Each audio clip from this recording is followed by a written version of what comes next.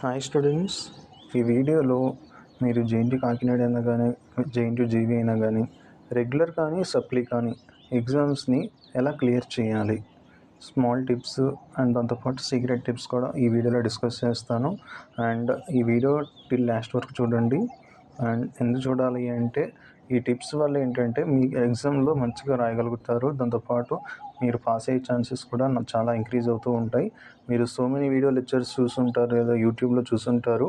నేను వాటికంటే ఈ వీడియోని ఎందుకు ప్రిఫర్ చేస్తాను అంటే నేను ఎంతోమంది స్టూడెంట్స్ని చూసుంటాం కాబట్టి, దాంతోపాటు కొంచెం ఎక్స్పీరియన్స్ అలాంటివి ఉంటాయి కాబట్టి మేమేంటంటే కొన్ని కీ పాయింట్స్ అనేవి మాకు ఐడియా ఉంటుంది. ఆ కీ పాయింట్స్ని మీకు ఇక్కడ క్లియర్గా మెన్షన్ చేస్తాను. అండ్ దాంతోపాటు ఏ విధంగా పాస్ అవ్వాలి, ఏ విధంగా టైం షెడ్యూల్ ఉండాలి, లేదా ఏ విధంగా రాస్తే మీకు క్లియర్గా మంచి మార్క్స్ వస్తాయి, ఎలా పాస్ అవుతారు, అలాంటి కొన్ని టిప్స్ అని మాకు ఇంకా బాగా ఐడియా ఉంటుంది compare to other people. So వాటిని క్లియర్గా ఇక్కడ వన్ బై వన్ నేను ఇక్కడ ఎక్స్ప్లెయిన్ చేస్తాను. అవి ఎందుకు ఫాలో అవ్వాలో కూడా మీకు క్లియర్గా ఎక్స్ప్లెయిన్ చేస్తాను. ఇప్పుడు స్టార్ట్ చేద్దాము. అండ్ ఫస్ట్ వచ్చేసి ఏంటి అంటే మీరు ఫస్ట్ చేసేటటువంటి మిస్టేక్, ఎవరైనా స్టూడెంట్ అవ్వచ్చు, ఎవరైనా కానీ ఎగ్జామ్ టైంలో కానీ ఏదైనా చేసే మిస్టేక్ ఏంటి అంటే క్వశ్చన్ పేపర్ని మాత్రం క్లియర్గా చూడరు. ఓకేనా? ఇది చాలామంది టీచర్లు కూడా మీకు చెప్పే ఉంటారు. అంటే ఏంటి అంటే మీరు క్వశ్చన్ పేపర్ ఫస్ట్ క్లియర్గా చదివితే ఏమవుతుందంటే మీకు ఆల్రెడీ క్వశ్చన్కి ఆన్సర్ తెలుసు, కానీ మీరు కొన్నిసార్లు రాయడానికి కొంచెం డౌట్గా ఉంటుంది, ఇది కరెక్టా కాదా. మీరు తర్వాత ఏంటంటే క్వశ్చన్ పేపర్లో క్వశ్చన్స్ అన్నీ మీరు క్లియర్గా చదివితే వాళ్ళు ఏమడిగారు, మీరేం రాయాలి, తర్వాత ఎలా పర్ఫామ్ చేయాలి, లేదా ఏ విధంగా రాస్తే మీకు క్లియర్గా ఆన్సర్ వాళ్ళకి అర్థమవుతుంది. ఎందుకనంటే ఇప్పుడు మీకు కరెక్షన్ చేసే టైంలో మీకు అర్థం అవ్వాలి, తర్వాత వాళ్ళు కరెక్షన్ చేసే వాళ్ళకి అర్థం అవ్వాలి. సో ఇలాంటప్పుడు ఏంటి అంటే మీరు ఏదైనా ఒక ప్రాసెస్ని ఫాలో అవ్వాలి. ఏదైనా మెటీరియల్స్ని ఫాలో అవ్వాలి, లేదా ఆల్ ఇన్ వన్స్ని కానీ, లేదా తర్వాత టెక్స్ట్ బుక్స్. నేనేం చెప్తాను అంటే మెటీరియల్స్ ఫాలో అవ్వద్దు, తర్వాత ఆల్ ఇన్ వన్స్ ఫాలో అవ్వద్దు, టెక్స్ట్ బుక్ మాత్రమే ఫాలో అవ్వండి. టెక్స్ట్ బుక్ ఒక్కటే ఫాలో అవ్వండి. ఎందుకనంటే ఇప్పుడు మీరు రాసేటప్పుడు మీకు బాగానే ఉంటుంది, మీకు చదువుకోవడానికి బాగానే ఉంటుంది, తర్వాత మీరు నేర్చుకోవడానికి లేదా గుర్తుండడానికి కూడా టెక్స్ట్ బుక్స్ కాకుండా మెటీరియల్స్ అవ్వచ్చు, ఆల్ ఇన్ వన్స్ అయితే మీకు చాలా సింపుల్గా ఉంటుంది compare to text books. But అల్టిమేట్గా ఏంటి అంటే మీకు మార్క్స్ వేసే వాళ్ళు ఏది ఫాలో అవుతారు అంటే ఏది ఫాలో అవుతారో దాన్ని బట్టే కదా మీకు మార్క్స్ వేసేది. ఇన్ కేస్ వాళ్ళు కనుక మీకు వేరే అప్రోచ్లో ఫాలో అయ్యారనుకోండి, మీకు చాలా డిఫికల్ట్ అవుతుంది. కానీ ఎవరైనా ఫాలో అయ్యేది ఒకే ఒక అప్రోచ్, అదేంటి అంటే టెక్స్ట్ బుక్స్ మాత్రమే. అండ్ టెక్స్ట్ బుక్స్ ఎందుకనంటే అవి స్టాండర్డ్ టెక్స్ట్ బుక్స్. ఎందుకనంటే ఒక యూనివర్సిటీ రన్ చేసే వాళ్ళు కొన్ని స్టాండర్డ్స్ అనేవి మెయింటైన్ చేయాలి. ఏదో ఒక రఫ్ ఆన్సర్ని మనం కరెక్ట్ చేయకూడదు, కరెక్ట్ అని చెప్పకూడదు. టెక్స్ట్ బుక్స్ అంటే ఏంటి అంటే సో మచ్ ఆఫ్ ఎక్స్పీరియన్స్తో కొంతమంది రాస్తారు, కాబట్టి ఏంటి అంటే వాళ్ళకి మంచి అండర్స్టాండింగ్ ఉంటుంది సబ్జెక్ట్ మీద. అండ్ దాంతోపాటు సో మచ్ ఆఫ్ రీసెర్చ్ చేస్తారు. ఇప్పుడు మీరు మెటీరియల్స్ రాస్తున్నారు అనుకోండి, మెటీరియల్స్లో చదువుకుంటే ఫస్ట్ వచ్చేసి నష్టం ఏంటి అంటే మీకు అది టెక్స్ట్ బుక్స్ని సరిగ్గా ఫాలో అవ్వదు. ఏదో సమ్ ఇంటర్నెట్లో ఉండేటటువంటి వీడియో లెక్చర్స్ అవ్వచ్చు, లేదా ఇంటర్నెట్లో ఉండే సమ్ ట్యూటోరియల్స్ అవ్వచ్చు, వాటి నుంచి కొంచెం కంప్రెస్ చేసి వాళ్ళు రాస్తారు. టెక్స్ట్ బుక్లో ఎవరో ఒక్కరు రాస్తారు, టెక్స్ట్ బుక్ నుంచి కంప్రెస్ చేసి కరెక్ట్గా కొన్ని కాలేజెస్ నుంచి ఉండే లెక్చర్స్ మాత్రమే రాస్తారు. చాలా రేర్ సిచ్యువేషన్ అవి. చాలామంది వచ్చేసి ఇలానే సమ్ వేరే ట్యూటోరియల్స్ కానీ లేదా పీపీటీస్ కానీ వాటిని ఫిల్టర్ చేసి రాస్తారు. అది ఎప్పటికీ అసలు యూజే కాదు. మళ్ళీ కొంతమంది స్టూడెంట్స్ అంటారు, సార్ మరి మేము మెటీరియల్స్ నుంచే రాసాము, ఇన్ని సంవత్సరాలు పాస్ అయ్యాం కదా, ఈ ఒక్కసారి ఇలా మరి మీరు అలా చెప్తారు ఏంటి అని అంటే మీకు చెప్తున్నాను కదా వెన్నెల పాయింట్. కొంతమంది కరెక్ట్గా టెక్స్ట్ బుక్ని ఫిల్టర్ చేసి రాస్తారు. ఇన్ కేస్ మీకు అలాంటి పీడిఎఫ్లో దొరుకుండొచ్చు, మీకు ఆల్రెడీ ఐడియా ఉంటుంది కదా, పీడిఎఫ్లన్నీ మన గ్రూప్స్ లాంటివి చాలా ఉన్నాయి. అలాంటి వాళ్ళు ఏంటంటే షేర్ చేస్తారు. ఎందుకంటే ఒక పీడిఎఫ్ మంచిగా ఉందనుకోండి అందరికీ షేర్ చేస్తారు. అలాంటప్పుడు ఏంటంటే మీరు అదే ప్రిపేర్ అయ్యారనుకోండి మీకు మంచిగా యూజ్ అవుతుంది. ఎందుకంటే అదే టెక్స్ట్ బుక్ని ఫాలో అయ్యి రాస్తుంటారు.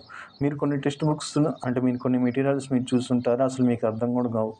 కానీ కొన్ని మీకు సింపుల్గా అర్థమవుతాయేమో, కానీ అది అకార్డింగ్ టు టెక్స్ట్ బుక్ అనే ఉండవు. అండ్ తర్వాత నెక్స్ట్ థింగ్ వచ్చేసి ఏంటి అని అంటే మీరు సో మెనీ యూట్యూబ్ ట్యూటోరియల్స్ చూడకూడదు. ఫస్ట్ థింగ్ వచ్చేసి సో మెనీ యూట్యూబ్ ట్యూటోరియల్స్ అనేవి మీరు చూడకూడదు. ఎందుకనంటే ఒక వీడియో చూశారు, ఓకే పర్లేదు, ఆ వీడియో మీకు క్లియర్గా అర్థమైంది, మంచి మోటివేషన్ వచ్చింది, మంచి పాయింట్స్ అర్థమైనాయి, మంచిగా రన్ చేసేద్దాం అని అనుకుంటారు. అండ్ నెక్స్ట్ థింగ్ వచ్చేసి ఏంటి అంటే ఇంకొక యూట్యూబ్ చూద్దాము, అందులో ఏమైనా మంచిగా చెప్తారేమో అంటారు. తీరా చూస్తే అది రివర్స్ అవుతుంది. ఆడ అసలు చెప్పను కూడా చెప్పడు, పిచ్చిగా చెప్తారు, మళ్ళీ అసలు పాయింట్స్ ఉండవు, మొత్తం ఉన్న మోటివేషన్ మొత్తం ఎగిరిపోయిద్ది. సో ఇలాంటివన్నీ మీరు చేయకూడదు.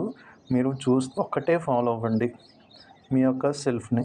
అంటే మీ మనసు ఏం చెప్తే అది ఫాలో అవ్వండి. ఈ ట్యుటోరియల్స్ ఏముంటాయి, ఏదో ఒకటి వస్తూనే ఉంటాయి. ఓకేనా?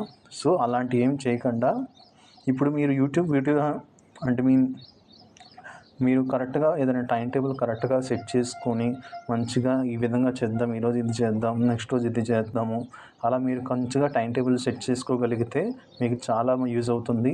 అండ్ దాంతోపాటు వచ్చేసి నెక్స్ట్ థింగ్ వచ్చేసి ఏంటి అంటే ప్రాక్టీస్ ఎందుకు అని అంటే, ఇప్పుడు మీరు క్లాస్ అటెండ్ అయ్యారు, లేదా మీ టీచరే ఒక మంచి టాపిక్ తీసుకొని మంచిగా ప్రజెంటేషన్ ఇచ్చి పీపీటీస్ వేసి తర్వాత మిమ్మల్ని క్వశ్చన్స్ వేసి బాగా మంచిగా డిస్కస్ చేశారు అండ్ మీకు కూడా ఆ టాపిక్ మంచిగా అర్థమైంది కంపేర్ టు అని అదర్ టాపిక్. అండ్ ఈ టైంలో మీరు వచ్చేసి ఒకరోజు క్లాస్ చెప్పే టైంలో క్లాస్ చెప్పిన ఒక హాఫ్ అన్ అవర్కి లేదా 1 అవర్కి అయితే సెట్ అవుతుంది, బాగానే ఉంటుంది. మీ ఫ్రెండ్ ఏదైనా అడిగినా కానీ మీరు ఈజీగా చెప్పగలుగుతారు, మీరు డౌట్స్ కూడా క్లారిఫై చేయగలుగుతారు. బట్ నెక్స్ట్ రోజు వచ్చేసి ఏదైనా అడిగితే మ్యామ్ మర్చిపోయాను, లేదా సార్ మర్చిపోయాను, నిన్న చెప్పారు కదా ఈరోజు ఎలా గుర్తుంటుంది, ఇలా సో మెనీ క్వశ్చన్స్ ఉంటాయి. కాబట్టి ఏంటి అని అంటే ఫస్ట్ మీరు ప్రాక్టీస్ చేయండి. మీరు పొద్దున టాపిక్ అయిపోయింది అనుకోండి, ఈవినింగ్ ఒకసారి ఇంటికి వెళ్ళి చెక్ చేసుకోండి. ఎందుకంటే మీరు ఎడ్యుకేషన్ చేస్తున్నప్పుడు ఏంటంటే మీరు కొన్ని రూల్స్ ఫాలో అవ్వాలి, కొన్ని టాక్టిక్స్ అంటే కొన్ని థింగ్స్ అని మీరు ఫాలో అవ్వాలి. ఫాలో అవ్వలేదు అంటే ఏంటంటే మీకు ఫైనల్గా మీకు దెబ్బతీస్తుంది. ఓకేనా? మీరు ఏదైనా టాపిక్ నేర్చుకున్నారంటే వాటిని ఈవినింగ్ రివైజ్ చేసుకోండి. రివైజ్ చేసుకుంటే మాత్రమే అది మీకు కొంచెం లాంగ్ టైంకి గుర్తుంటుంది. ఓకేనా? మీరు కూడా ఏదైనా ఇలాంటి ట్యూటోరియల్స్లో వేరే చూస్తూ ఉంటే సమ్ టెక్నిక్స్లా చెప్తారు, 1, 3, 8, 9 అలా చెప్తుంటారు. అంటే మీరు ఏదైనా ఒక టాపిక్ని తీసుకుంటే ఒకరోజు ప్రాక్టీస్ చేసి మళ్ళీ 3వ రోజు కూడా ప్రాక్టీస్ చేయండి. తర్వాత సమ్ గ్యాప్ ఇచ్చి మళ్ళీ 6వ రోజు కానీ 7వ రోజు కానీ ప్రాక్టీస్ చేయండి, మళ్ళీ చూడండి. అండ్ నెక్స్ట్ వచ్చేసి 9వ రోజు అలా చూడండి. ఇంకా తర్వాత ఏంటంటే ఇంకా టాపిక్ మీకు బాగా గుర్తుంటుంది, కంప్లీట్గా గుర్తుంటుంది అని సమ్ రూల్స్ అనేవి చెప్తారు. కొన్నిసార్లు అవి వర్కౌట్ అవుతాయి.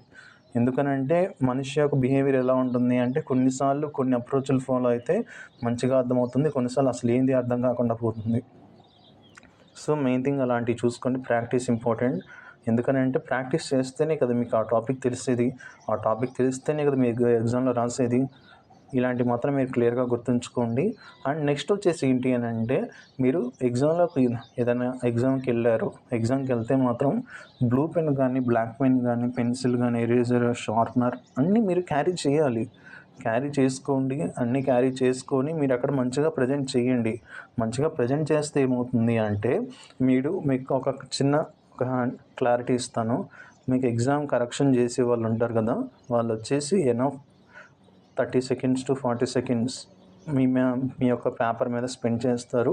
అలాంటప్పుడు ఏంటి అంటే వాళ్ళని ఎంత ఆకట్టుకుంటే మీకు అంత మంచి మార్క్స్ వస్తాయి. ఓకేనా? మీకు ఆల్రెడీ ఏదో కొటేషన్స్ కూడా తెలుసుంటాయి కదా, first impression is the best impression అని కానీ సంథింగ్ మీకు తెలుసుంటాయి కదా. అంటే ఏంటంటే ఫస్ట్లోనే వాళ్ళని ఇన్విజిలేటర్ని కానీ లేదా కరెక్షన్ చేసే వాళ్ళని మీరు క్యాచ్ చేయాలి.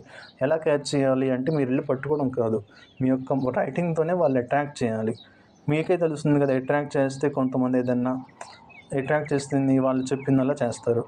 అదేవిధంగా మీ యొక్క రైటింగ్తో వాళ్ళని అట్రాక్ట్ చేస్తే వాళ్ళు వేయాల్సిన దానికంటే ఇంకా ఎక్కువ మార్క్స్ వేసి మమ్మల్ని పాస్ చేసే ఛాన్సెస్ ఉంటాయి. ఎందుకంటే ఏ ఇన్విజిలేటర్ అయినా ఎవరైనా కరెక్షన్ చేసే వాళ్ళు కూడా ఏంటి అంటే స్టూడెంట్ని పాస్ చేద్దామని వస్తారు. బట్ ఏంటి అంటే అక్కడ ప్రజెంటేషన్ బాగా లేక, రైటింగ్ సరిగ్గా లేక, కొట్టివేతలు ఉండడం వల్ల, సరిగ్గా వాళ్ళకి పడాల్సినటువంటి ఆన్సర్లు అక్కడ పడకపోవడం వల్ల ఇంకా వాళ్ళకేం తప్పదు. ఎందుకంటే వాళ్ళపైన ఇంకా హైయర్ అఫీషియల్స్ ఉంటారు. మీకు ఒక బ్యాచ్గా తీసుకుంటే వాళ్ళపైన ఇంకొక హైయర్ అఫీషియల్, వాళ్ళపైన ఇంకో హైయర్ అఫీషియల్స్ ఉంటారు. మళ్ళీ దాంతోపాటు ర్యాండమ్గా పేపర్ చెకింగ్ ఉంటుంది. మళ్ళీ ఇన్ కేసు ఏదైనా బ్యాడ్గా చేశారనుకోండి, లేదా వేయాల్సిన దానికంటే ఇంకా ఎక్కువ వేశారనుకోండి, వాళ్ళకి చెప్పాల్సింది. అంటే వాళ్ళు అడుగుతారు ఎందుకు వేశారు ఇంత మార్క్స్, రెగ్యులర్గా ఇంతే కదా వేయాల్సింది. అలా కొన్ని డిస్టర్బెన్సెస్ ఉంటాయి. అలాంటప్పుడు వాళ్ళు ఏంటంటే ఎన్ని గోల్ ఎందుకులే, వేయాల్సింది వేసేద్దాము, ఎందుకు మనం ఏదో చేద్దామని వచ్చాము, బట్ ఏంటంటే వీళ్ళు ఇలా రాశారు, మనం ఏం చేయగలం, వదిలేయడమే, మనం కూడా ఏం చేయలేము అన్న ఫీలింగ్లో వాళ్ళు ఉంటారు. ఎందుకంటే వాళ్ళు ట్రై చేస్తారు 100% పాస్ చేయించడానికి, లేకపోతే ఇంత పాస్ పర్సంటేజ్ వచ్చే ఛాన్స్ కూడా ఉండదు. ఓకేనా? కాబట్టి మీరు క్లియర్గా రాయండి, మంచిగా ప్రజెంటేషన్ ఇవ్వండి. ప్రజెంటేషన్ అంటే ఏం లేదు, ఒక ఏదైనా క్వశ్చన్ తీసుకున్నారనుకోండి, ఎగ్జాంపుల్గా తీసుకోండి. ఒక క్వశ్చన్ ఉంది, ఆ క్వశ్చన్లో మంచిగా ఫార్ములాస్ ఉన్నాయి, పాయింట్ వైజ్ ఉన్నాయి, దాంతోపాటు సమ్ హెడ్డింగ్స్ ఉన్నాయి, సమ్ హెడ్డింగ్స్ ఉన్నాయి. అలాంటి ఒక క్వశ్చన్ మీకు ఎగ్జామ్లో ఇచ్చారు, లేదా రెగ్యులర్గా ఏదైనా ఏ క్వశ్చన్ తీసుకున్నా కానీ ఈ విధంగా అప్రోచ్ ఉంటుంది. టెక్స్ట్ బుక్లో వచ్చేసి మెటీరియల్లో కూడా కొంతమంది ఇలానే ఇస్తారు. బట్ ఇలాంటప్పుడు ఏంటంటే మీరు క్లియర్గా ఏది మంచి పాయింట్, ఏదైతే కరెక్ట్ పాయింట్, లేదా ఆ క్వశ్చన్కి ఇది మాత్రం ఈ ఫార్ములా కంపల్సరీ ఉండాలి. ఓకేనా? మీరు ఏదైనా a+b² తీసుకున్నారనుకోండి, అలాంటప్పుడు ఏంటంటే ఏ వాల్యూ కావాలి, బి వాల్యూ కావాలి. ఆ ఏ వాల్యూ, బి వాల్యూ లేకుండా అసలు ఫార్ములా లేదు.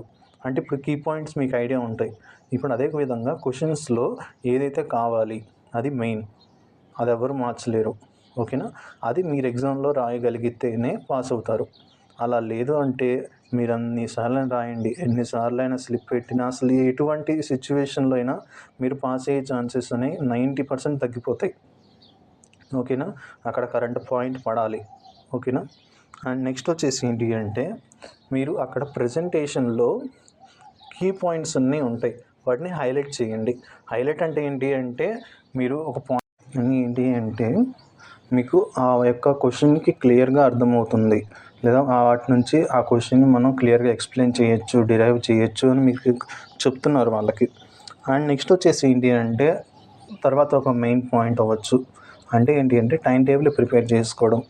టైం టేబుల్ అంటే ఏంటి అంటే ఈరోజు ఒక ఎగ్జామ్ నోటిఫికేషన్ వచ్చేసింది, ఎగ్జామ్ ఇప్పుడు ఈ తారీఖుల్లో ఉంటుందో మీకు ఒక నోటిఫికేషన్ వచ్చింది.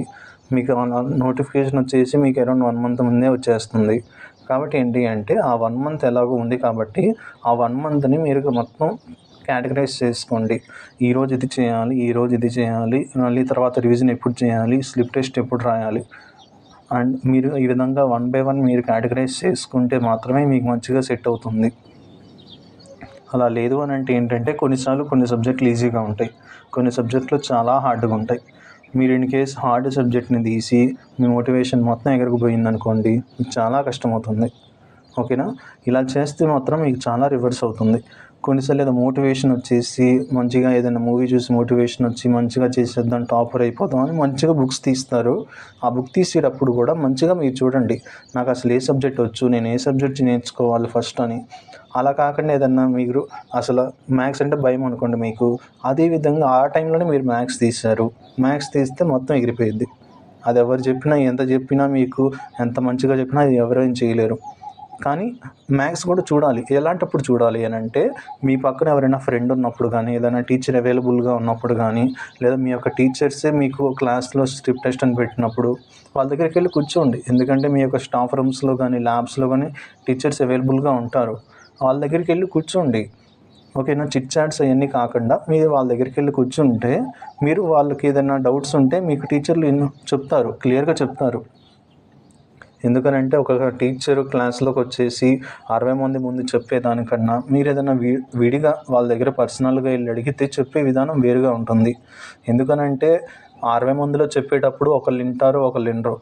ఇన్ కేస్ ఏదన్నా మీ క్లాస్మేట్స్ కానీ ఏదైనా పిచ్చిగా చేసి వాళ్ళకి కాన్సన్ట్రేషన్ ఎగిరిపోయింది అనుకోండి, ఏదో టాపిక్ కవర్ చేసేద్దాం అన్న సిచ్యువేషన్తో వాళ్ళు వస్తారు. రెగ్యులర్గా మంచిగా టాపిక్ చెప్దాం అన్న సిచ్యువేషన్తో వస్తారు.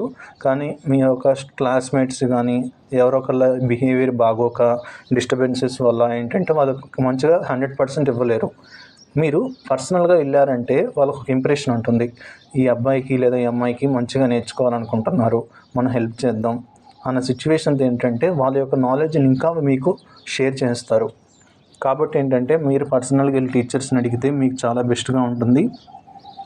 మెటీరియల్స్ కావచ్చు, టెక్స్ట్ బుక్స్ కావచ్చు, లేదా ఇలాంటి టిప్స్ కావచ్చు, చాలా ఎక్కువ ఇస్తారు.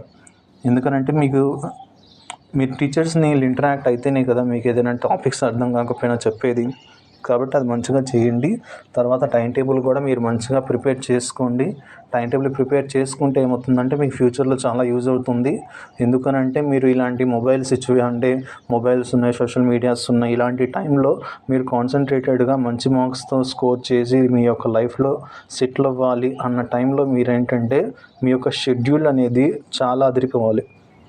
ఎంతలా అంటే ఈ షెడ్యూల్లో మనం ఎవరు చదవలేము అని బయట వేరే వాళ్ళకి అనిపించాలి. అండ్ దాంతోపాటు మీకు కూడా కాన్ఫిడెన్స్ రావాలి. నేను ఏ ఎగ్జామ్ అయినా క్లియర్ చేయగలుగుతాను అన్న కాన్ఫిడెన్స్ మీకు రావాలి. అది ఎలా వస్తుందంటే ఇలాంటి టిప్స్ ఫాలో అవ్వాలి. అండ్ కొన్ని స్ట్రాటజీస్ ఉంటాయి. ఆ స్ట్రాటజీస్ అన్నీ మీరు ఫాలో అయితే మాత్రమే మీ యొక్క రిజల్ట్ అనేది బాగుంటుంది. అండ్ నెక్స్ట్ వచ్చేసి ఏంటి అని అంటే అటెంప్టింగ్.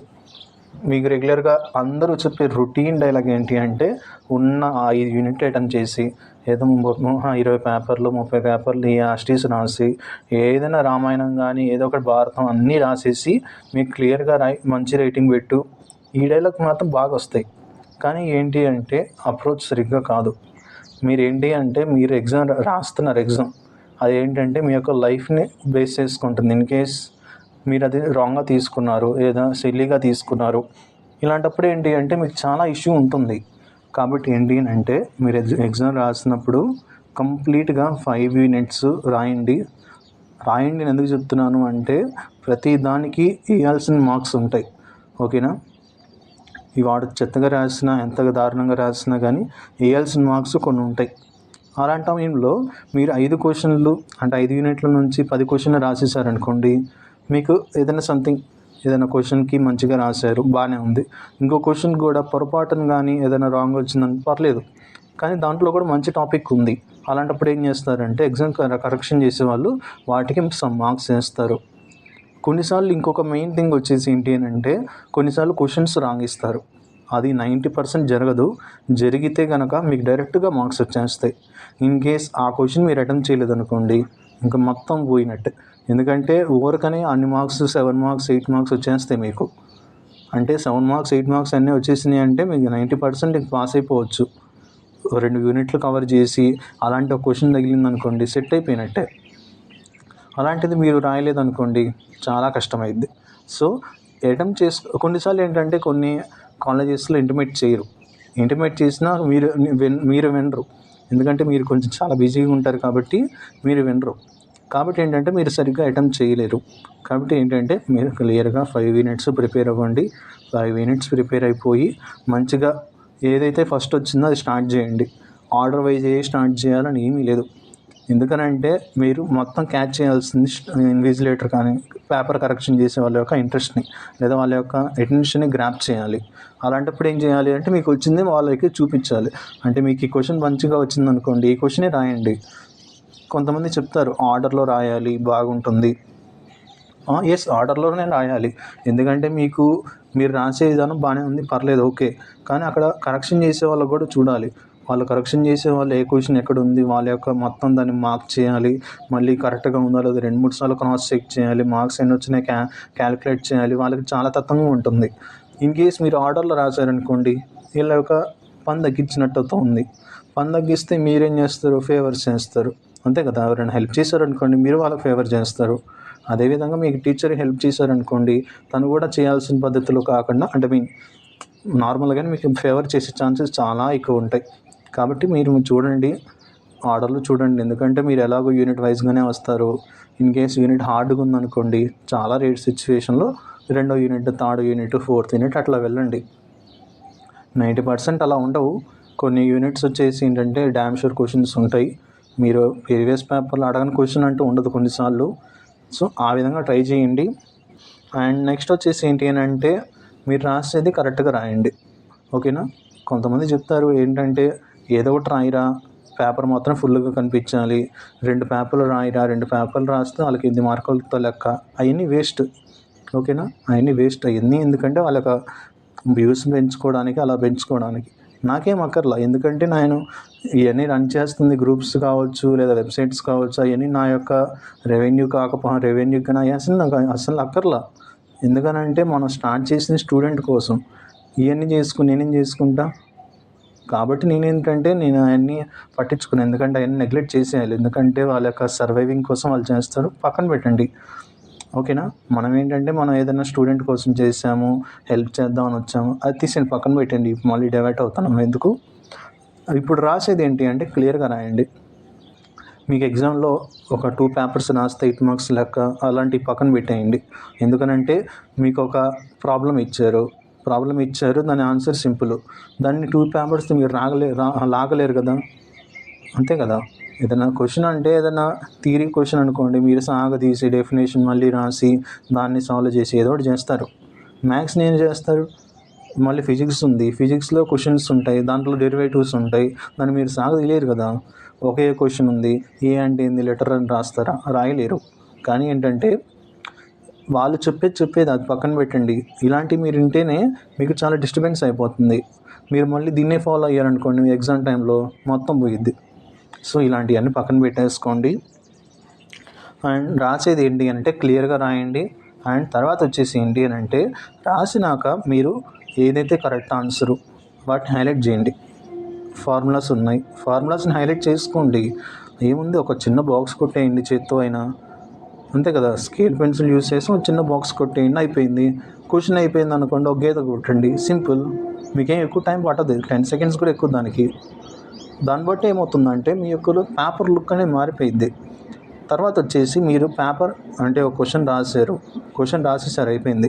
తర్వాత ఏం చేస్తారంటే కొంచెం దూరంగా ఆ క్వశ్చన్ చూడండి. మీరే ఆ క్వశ్చన్ చూస్తే మీకు అర్థమైద్ది అసలు ఎట్లా ఉంది, చెత్తగా ఉందా లేదా అసలు మంచిగా ఉందా, అసలు ఇది నువ్వే ఇన్విజిలేటర్ అయితే లేదా నువ్వే కరెక్షన్ చేసేవాడివి అయితే అసలు మార్క్స్ వేస్తావు నువ్వు నీ రైటింగ్కి.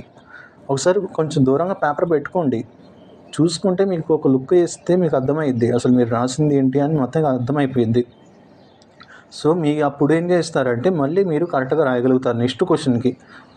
అలా చెప్పాను కదా, నా క్వశ్చన్ మళ్ళీ మార్చద్దు, మొత్తం పోయింది, చెడగొట్టినట్టు అయింది. సో నెక్స్ట్ క్వశ్చన్కి మళ్ళీ మార్చుకోండి. సో ఇలాంటి టిప్స్ అనేవి మీకు చాలా ఉంటాయి. మీరు ఇలా మంచిగా షెడ్యూల్ ఫాలో అయిపోయి తర్వాత ఇంకా ఏదైనా మంచిగా ప్రాక్టీస్ చేసుకుంటూ లేదా మంచిగా క్వశ్చన్ పేపర్లో ప్రీవియస్ ఇయర్ పేపర్లో రివైజ్ చేసుకోవడం కానీ, దాన్ని అనలైజ్ చేసుకోవడం కానీ, అండ్ దాంతోపాటు ఏదైనా టిప్స్ కానీ మీ టీచర్స్ని అడిగినా, దాంతోపాటు మీకు వన్ మోర్ థింగ్ చెప్పాలి, మీ యొక్క హెచ్ఓడీస్తో కానీ సమ్ హైయర్ అఫీషియల్స్తో ప్రిన్సిపల్స్తో కానీ ఇంటరాక్ట్ అవ్వండి. ఎందుకనంటే మీకు ఎగ్జామ్ కరెక్షన్ చేసే టైంలో మీ హెచ్ఓడీస్ కూడా వెళ్తారు. ఎందుకనంటే ఎగ్జామ్ కరెక్షన్ చేయాలి అంటే వాళ్ళకు కూడా కొంచెం క్వాలిఫికేషన్స్ ఉండాలి, 10 years ఎక్స్పీరియన్స్ అయ్యి ఉండాలి, సంథింగ్ కొన్ని క్వాలిఫికేషన్స్ ఉండాలి. అవి లేటెస్ట్గా వచ్చే టీచర్స్కి అయితే ఉండవు. ఎందుకంటే ఫ్రెషర్గా వస్తారు లేదా 1 year ఎక్స్పీరియన్స్తో వస్తారు, అలాంటి వాళ్ళకి ఉండదు. మీ యొక్క హెచ్ఓడీస్ కానీ ప్రిన్సిపల్స్ కానీ ఏంటంటే వాళ్ళు వెళ్ళి చాలాసార్లు ఉంటారు. వాళ్ళు ఏంటంటే క్లియర్గా చెప్పేస్తారు, ఇది రాయరా, ఇది రాయొద్దు. ఇన్ కేస్ మీరు మంచిగా క్లోజ్ అనుకోండి టీచర్స్కి లేదా హెచ్ఓడి క్లోజ్ అనుకోండి, అలాంటప్పుడు ఏంటంటే మీకు మంచిగా చెప్పేస్తారు, ఇది చేయరా, నేను ఎగ్జామ్కి వెళ్తే ఇది చేస్తాను, అలాంటప్పుడు నువ్వు ఇలాంటివే చేసావు అనుకో పాస్ అయిపోతావు. అలాంటి కొన్ని చాలా డ్యామ్ షూర్ టిప్స్ ఉంటాయి. ఆ టిప్స్ అని కదా అవి జరుగుతాయి. అలాంటివి మీరు కూడా చూడాలి. ఎందుకంటే మీరు ఎలాగో టీచర్స్తో ఇంటరాక్ట్ అవుతారు కదా, అదేవిధంగా మీ హెచ్ఓడితో కూడా ఇంటరాక్ట్ అవ్వండి. హెడ్ ఆఫ్ ద డిపార్ట్మెంట్ అంటేనే మీరు ఆయనే అన్ని బ్రాంచెస్ కావచ్చు లేదా అన్ని క్లాసెస్ని మేనేజ్ చేస్తున్నప్పుడు కూడా మీకు మంచిగా కొంచెం మీరు ఇన్ కేస్ ఆయనతో ఎంగేజ్ అయ్యారనుకోండి, ఆయనే చెప్పేస్తాడు. ఓకేనా. ఇలాంటి స్మాల్ టిప్స్ అవన్నీ మీరు ఫాలో అవ్వండి. అండ్ నెక్స్ట్ వచ్చేసి ఏదైనా డౌట్స్ ఉంటే కనుక నాకు మెసేజ్ చేయండి. నా నెంబర్ ఆల్రెడీ అందరి దగ్గర ఉంది. ఇన్ కేస్ లేకపోతే కనుక మన యొక్క టెలిగ్రామ్ ఛానల్ ఆజ్ హబ్ అని కానీ గూగుల్లో ఆజ్ హబ్ అని టైప్ చేయండి, వచ్చేస్తే మన వెబ్సైట్ అని ఏదో ఒకటి, అందులో మీరు కామెంట్ అయినా చేయొచ్చు. అది కూడా కాదంటే ఈ వీడియోలో కామెంట్ చేయొచ్చు, అయిపోతుంది. నేను తర్వాత మీకు రెస్పాన్స్ ఇస్తాను. అండ్ 90% ఇక్కడే నేను కవర్ చేశాను. ఇన్ కేస్ ఏదైనా అవుట్ ఆఫ్ అయ్యి ఉండి ఏదైనా సంథింగ్ వేరే ఏదైనా చెప్పాలి అనుకుంటే మీరు కామెంట్ చేయండి, నేను చూస్తాను. అలా లేదు కామెంట్ ఎందుకు, నాకు పర్సనల్గా మెసేజ్ చేస్తాను, ఓకే పర్లేదు నేను చేస్తాను, నాకు చేసేయండి, నేను చూస్తాను. And that's it. Thank you so much.